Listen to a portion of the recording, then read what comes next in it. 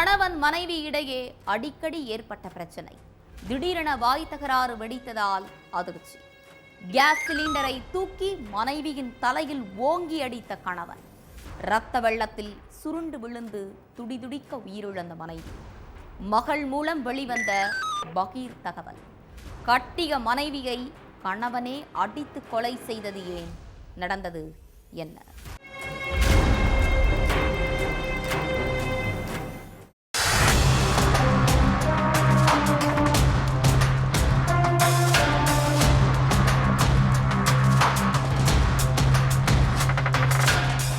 Night நேரம் சிறுமி ஒருத்தவங்க அழுதுகிட்டே பக்கத்து வீட்டு கதவை போய் தட்டி இருக்காங்க. அதை பார்த்த பக்கத்து வீட்டுக்காரங்க எதுக்கு அழுகிற, அம்மா அடிச்சிட்டாங்களான்னு கேட்டு சிறுமிய சமாதானப்படுத்தி இருக்காங்க. அதுக்கு அந்த சிறுமி, எங்க அப்பா அம்மாவை அடிச்சிட்டாரு, எங்க அம்மாவுக்கு உடம்பு ஃபுல்லா ரத்தமா இருக்குன்னு சொல்லி அழுது இருக்காங்க. இதை கேட்டு பதறி போன பக்கத்து வீட்டுக்காரங்க உடனே கவிதாவோட வீட்டுக்கு ஓடி போய் பார்த்திருக்காங்க. அங்க கவிதா தலையில பலத்த காயத்தோட ரத்த வெள்ளத்துல சடலமா கிடந்திருக்காங்க. சடலத்துக்கு பக்கத்துல கேஸ் சிலிண்டர் ஒன்னும் கிடந்திருக்கு. அதே மாதிரி கவிதாவோட கணவர் மதுசூதனனும் சடலத்து பக்கத்துல உட்கார்ந்துகிட்டு இருந்தாரு. இந்த விஷயத்த கேள்விப்பட்டு ஸ்பாட்டுக்கு வந்த போலீஸ் சடலத்தை மீட்டு போஸ்ட்மார்ட்டத்துக்கு அனுப்பி வச்சாங்க.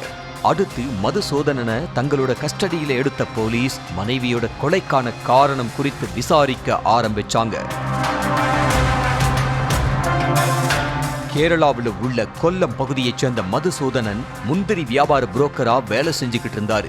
இவருக்கு கல்யாணமாகி கவிதாங்கிற மனைவியும் ஒரு மகளும் இருந்தாங்க.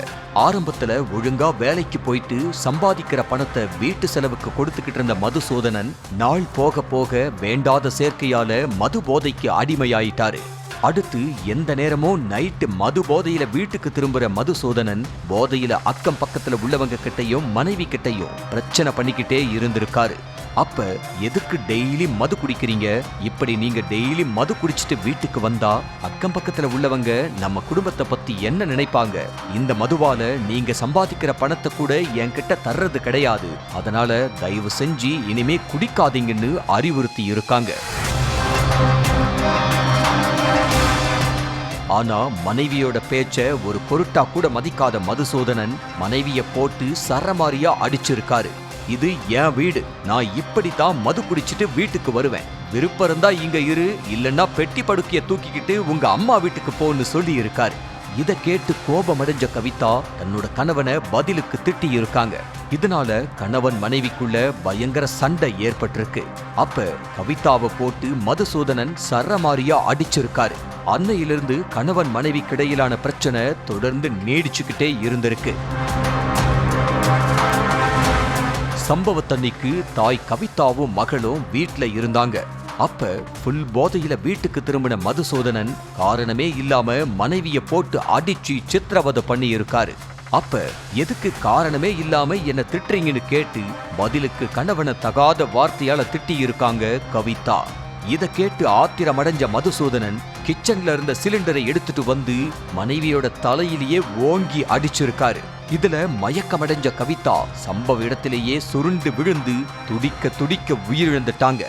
இத பார்த்து பயந்த போன மகள் அழுதுகிட்டே பக்கத்து வீட்டுக்காரங்க கிட்ட போயிட்டு நடந்ததை சொல்லி இருக்காங்க. அடுத்து சம்பவ இடத்துக்கு வந்த போலீஸ் மதுசூதனனை அரெஸ்ட் பண்ணி சிறையில அடைச்சிட்டாங்க.